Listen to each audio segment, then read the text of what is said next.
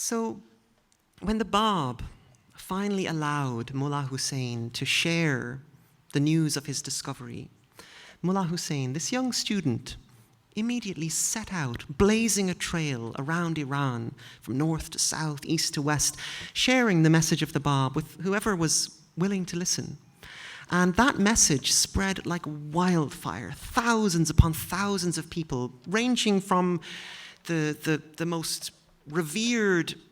scholars in the most distinguished national positions to the lowliest farmers and workers of the land, embraced the Báb's message with a love and ecstasy that became a source of astonishment to their countrymen. And really the essence of the Báb's message was he was teaching people to look past all of the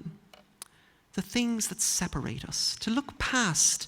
the barriers that we create between us, that keep us apart and keep us from recognizing really what was the essence of the Báb's message. It was to recognize the oneness of all things. And he was really teaching people that if they could look past the outer surface appearance of things, and if they could learn to look at life and to look at themselves and each other with what he referred to as the eye of the heart, if they could just shift their perspective and see with this eye of the heart, then they would be able to see the oneness between all things and all people. And from that perspective,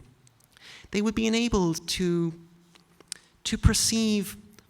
all things and all people as sacred beings, beautiful, noble, and full of potential. And really the Báb, the way he set about doing this was that he wanted his followers to beautify their lives, to beautify everything in their lives, to beautify their homes, their bodies, their thoughts, their characters, to beautify everything. And this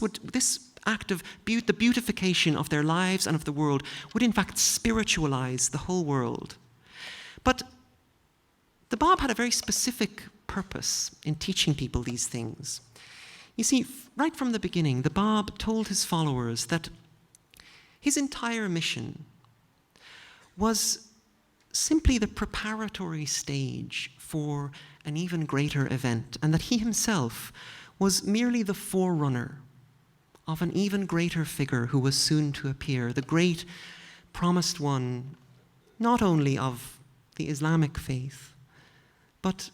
of all faiths, the one promised in the scriptures of Judaism and Christianity, of Hinduism and Buddhism, Zoroastrianism, and of all of the ancient indigenous religions of the world. And he called this person, this great figure who would usher in an age, a golden age of universal peace for the whole planet. He referred to him simply as him whom God will make manifest.